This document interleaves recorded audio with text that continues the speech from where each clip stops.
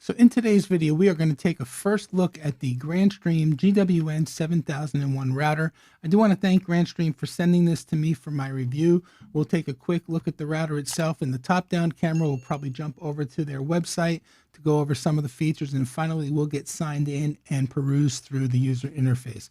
So that said, let's hop over now to the website and take a look at some of the features. So Grandstream did come out with 3 versions of the 7000 series routers, the 7001, the 7002, and the 7003.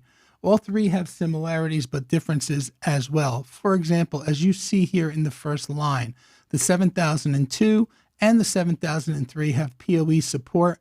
They both have one RJ45 port that supports 802.3 AF or AT input and 2 RJ45 ports that support 48-volt passive PoE output. They support multiple gigabit RJ45 ports. The actual 7001 has 6 RJ45 ports, no SFP ports on the device. Built-in VPN support. There are multiple flavors of VPN, which we'll get into when we get into the user interface. That has rich firewall features, including DDNS, port forwarding, DMZ, and more. It does have advanced QoS features. And then there's also an embedded controller that can manage itself and up to 150 Grandstream access points.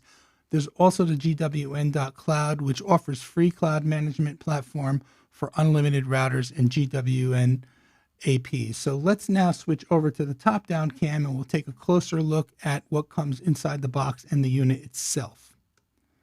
So what comes inside the box? You do get an Ethernet cable. It's Cat5e for those of you who are interested in what kind of cable it is. You do get your power brick, and the power brick is a 12-volt 1 amp power brick. And then here you have the router itself. You have the Grandstream branding up on the top. It's probably hard to see. Got your status lights here. You have venting all the way around on 3 sides. On the bottom of the unit you have 4 feet for mounting on a desk. You also have mounting brackets for mounting this device actually on a wall. You have your serial number, MAC address, and your password to log into the user interface for the first time right here. And then on the back you have a USB 2.0 port. You have your 6 gigabit RJ45 ports, a reset hole, and then your port for plugging in your 12-volt power. So that said, I'm going to get this fired up and then we will sign in. We'll be back signing into the user interface. All right, so I have the GWN7001 router powered up. It's all booted up. I have an Ethernet cable plugged into the WAN port, into the network switch over here on my left-hand side. I have my computer plugged into the LAN port. I had to change my network adapter on my computer to an address in the 192.168.80 subnet because the router's default address is 192.168.80.1. Now remember, the password is on the bottom of the unit. You can see here we're at the sign-in page by going to 192.168.80.1. The username is admin. I've already entered the password that I took from the bottom of the unit. So let's go ahead and sign in for the very first time. You can see here it says, welcome to the GWN 7001. And the first thing it does for security reasons is asks you to reset the password. It says 8 to 32 characters must include any 2 numbers, letters, and special characters. So let's go ahead and create a password. Okay, let's see if that accepts it. And there we go. We are in. Let's go through the quick internet configuration wizard. So the country is the United States. The time zone, we are in the Eastern time zone, so we will go ahead and look for that. Eastern, there we go, right there. We'll click the blue next arrow. WAN 1, we'll leave it set to WAN 1. Auto negotiation, obtain address automatically. This all depends on your ISP. For purposes of this video connected to the network switch, I'm going to leave it set to DHCP, but you have your other options here, which are enter IP manually, static, or internet access with PPPoE. So we're going to go ahead and leave it set to static. For now, I am not going to put any preferred DNS servers, so let's go ahead and click on next. Configuration finished. close. Okay, and now you can see here, we do have internet access.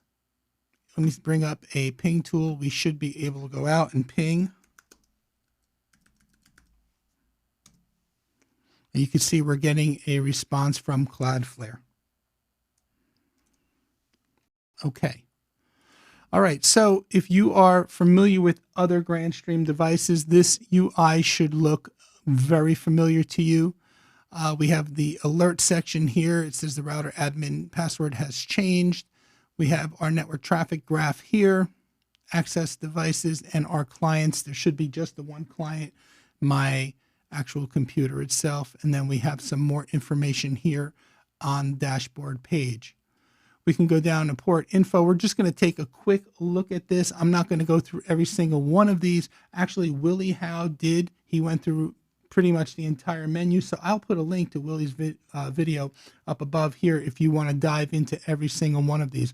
We're just going to take a look at the most common few. For example, let's go to network settings. You have your port configuration here, and here's where you can set your auto negotiation or your speed for your ports. And then you can go, here's your WAN ports, so we can add different WAN ports. Here's your LAN information. You can see that the default address is 192.168.80.1, so we can click on the edit button and we can go in and we can change all this information. We're going to take a look at the clients tab, and then again, here's all the information based on the client that's plugged into it, my computer. You can see here it supports VPN, PPTP, IPsec, OpenVPN, and L2TP. And from what Willie said in his video, WireGuard is coming soon, so that's cool. We're going to go ahead and take a look at routing. We have be able to do policy routing and static routes. Traffic management, we have basic settings here. Traffic identification right now is turned off. We have traffic statistics. And here's the QoS, and you have lots of options here in the QoS. So I want to go down to look at AP management. And again, here's the access points. There are no access points configured right now. You see you could pair it or take over an AP. And again, I believe it holds up to 150 GWN access points, but I have to check on that. I'm not sure if it's tiered based on the model. So I'm going to go back and look at the data sheet and put that down in the comments below the video. Again, you have all your access point, SSID control, radio control, etc. It does have your access control list, block list. Here's your safe search. You do have your firewall here, your basic settings, and your pretty much we're going to be playing with the traffic rules in future videos. It does have a captive portal. Let's go down to the maintenance area, see what version of the firmware we're running.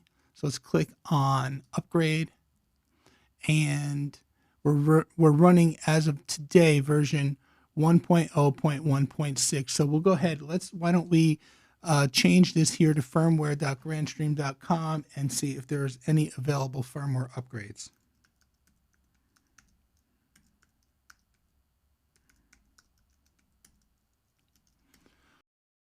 We'll go ahead and save that. And now we'll go ahead and say detect new version.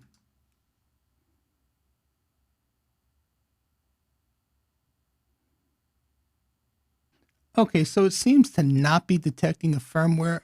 The address is correct, firmware.grandstream.com. So let's go out. I'm not sure why that's not detecting the firmware, but let's go out to Grandstream's network, Grandstream's website, and see if we can check for a new firmware manually. So let's go over to support.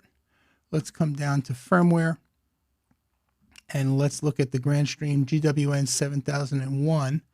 And it says here 1.0.3.4, and we are running 1.0.1.6. So there's definitely an upgrade. Let's go ahead and click on that to download it. And let's just upload the file to update. Let's see if we can do it manually. So let's go out to the downloads folder. Let's get the GWN7000 firmware.bin file. Say open. And let's try doing it this way.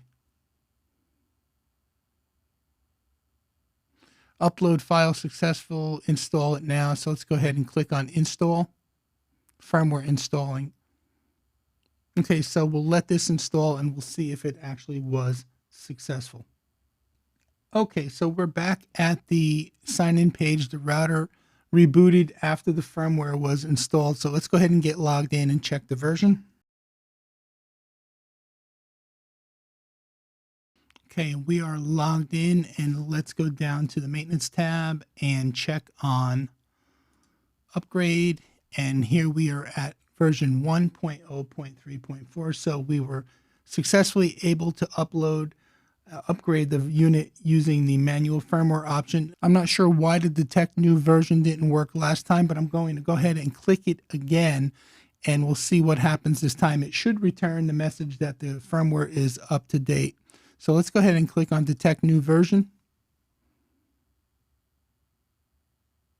And there you go. You see now it says the current firmware version is already the latest one. So I'm really not sure why it had a problem detecting that there was an update available, but in any event, there's a first look at the Grandstream GWN7001 router. Here's another video for you to check out. Thanks for watching.